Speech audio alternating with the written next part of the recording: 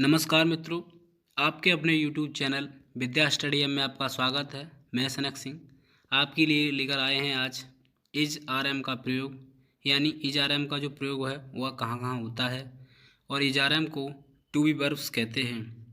तो शुरू करते हैं। टू बी वर्ब होती क्या हैं? यानी टू बी वर्ब एक प्रकार से फुल वर्ब का कार्य करती है। इसे सब्जेक्ट के संबंध में कोई जानकारी देने के लिए प्रयुक्त किया जाता है। अर्थात हम कह सकते हैं कि हमें किसी की जानकारी देनी होती है तो वहाँ पर हम टू बी वर्ब का प्रयोग करते हैं। आगे पहचानेंगे कैसे कि हम इज का प्रयोग करें या आर का प्रयोग करें या एम का प्रयोग करें।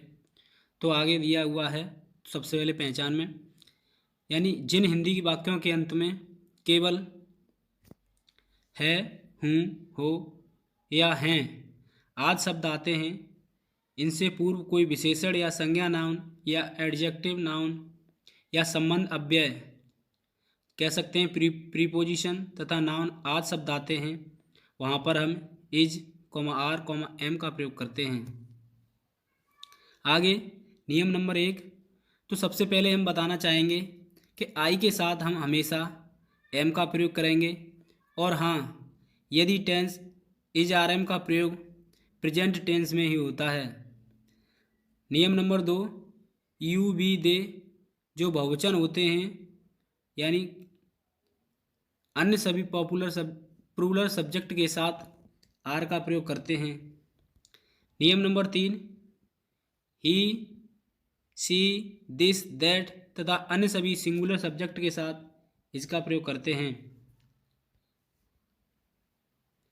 नियम नंबर 4। एफर्मेटिव यानी सकारात्मक सेंटेंस।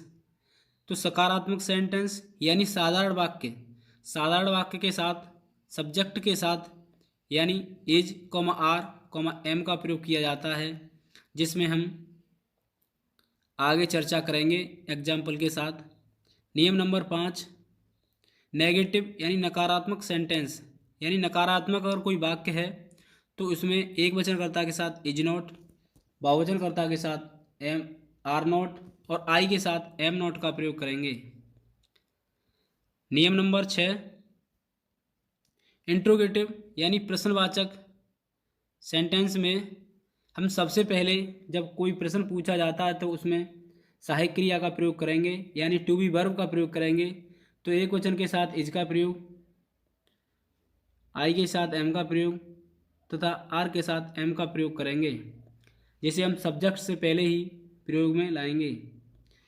अब आगे नियम नंबर 7। इंटेरोगेटिव नेगेटिव यानी प्रश्नवाचक नकारात्मक वाक्य है, तो हम सबसे पहले आपको बता दें, यदि प्रश्नवाचक नकारात्मक वाक्य है तो हम जो इंटरोगेटिव यानी प्रश्नवाचक में यूज कर रहे थे सहायक क्रिया यानी to be verb is, are, am, तो उसको हम वहीं प्रयोग करेंगे और सब्जेक्ट के बाद नॉट का प्रयोग करते हैं। आगे कुछ हमने उदाहरण लिए हैं, उनके माध्यम से समझाना चाहेंगे। अब समझते हैं नियम नंबर 8 यानी प्रीनोमिनल्स इंटरोगेटिव सेंटेंस। ये होते क्या है? यदि प्रश्नवाचक वाक्यों में क्या यानी व्हाट, वेयर कौन, कौन सी, कौन सा, विच, भाई, हु, हाउ प्रश्नवाचक शब्द हों तो इन शब्दों का प्रयोग इज, आर, एम से पहले करते हैं, यानी जो टू बी वर्ब होती है उनसे पहले हम इन शब्दों का प्रयोग करते हैं। नियम नंबर 9। नियम नंबर 9 में क्या दिया हुआ है? प्रश्नवाचक वाक्यों के अंत में यानी प्रश्न सूचक जो चिन्ह होता है उसे लगाना आवश्यक है। अब नियम नंबर 10 यानी जो टू बी वर्ब है यानी इंट्रोडरी, इट एंड देयर के पश्चात ही प्रयुक्त की जाती हैं, यानी हम कह सकते हैं जो टू बी वर्ब हैं उनको हम इट और देयर के साथ भी प्रयोग कर सकते हैं। तो चलिए यहाँ कुछ हमने उदाहरण लिए हैं साथ में, तो उनको डिस्कस करना चाहेंगे।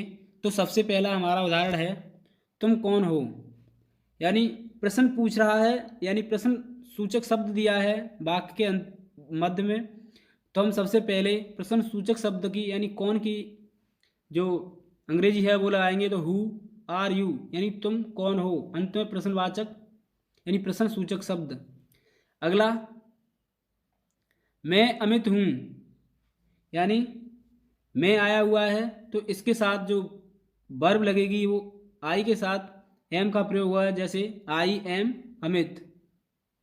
अगला, वो है किसका कमरा है, तो यहाँ किसका यानी प्रश्न सूचक शब्द बीच में दिया है, तो सबसे पहले किसका की अंग्रेजी यानी हुज रूम इज दिस। आगे हमने और उदाहरण लिए हैं, जैसे यह मेरा कमरा है, यानी यह मेरा कमरा है, तो यह के लिए हम इट, और यह एक वचन है तो इज का प्रयोग करेंगे, इट इज माई रूम। अगला उदाहरण, तुम्हारे कपड़े कहाँ हैं, तो कहाँ मध्य में आया है यानी प्रश्न सूचक शब्द है, तो सबसे पहले हम कहाँ की अंग्रेजी वेयर, और तुम्हारे कपड़े कहाँ हैं यानी बहुवचन है तो देयर आर योर क्लॉथ्स, अंत में प्रश्न सूचक चिन्ह। तीसरा उदाहरण हमने लिया है, क्या वे अलमारी में हैं, तो पहले ही प्रश्न पूछा है, तो पहले जिन वाक्यों में जब पहले प्रश्न पूछा जाता है तो सबसे पहले हम साइक्रिया लगाते हैं, और साइक्रिया हम जो कर्ता यानी जो सब्जेक्ट दिया होता है उसके अनुरूप लगाते हैं। तो वे बहुवचन है तो हम यहाँ पर वर्ब आर का प्रयोग करेंगे। सबसे पहले are they in the cupboard, अंत में प्रश्न सूचक चिन्ह। अगला, हाँ वे अलमारी में हैं, तो हाँ की सबसे पहले अंग्रेजी yes they are in the cupboard, यानी बे के साथ बहुवचन है तो आर का प्रयोग हुआ है। अगला एग्जाम्पल, आज रविवार है, तो हम आपको बता दें ये सबसे पहले इट और देयर के प्रयोग में आते हैं, तो यहाँ समय दिया हुआ है तो यहाँ इट का प्रयोग किया गया है।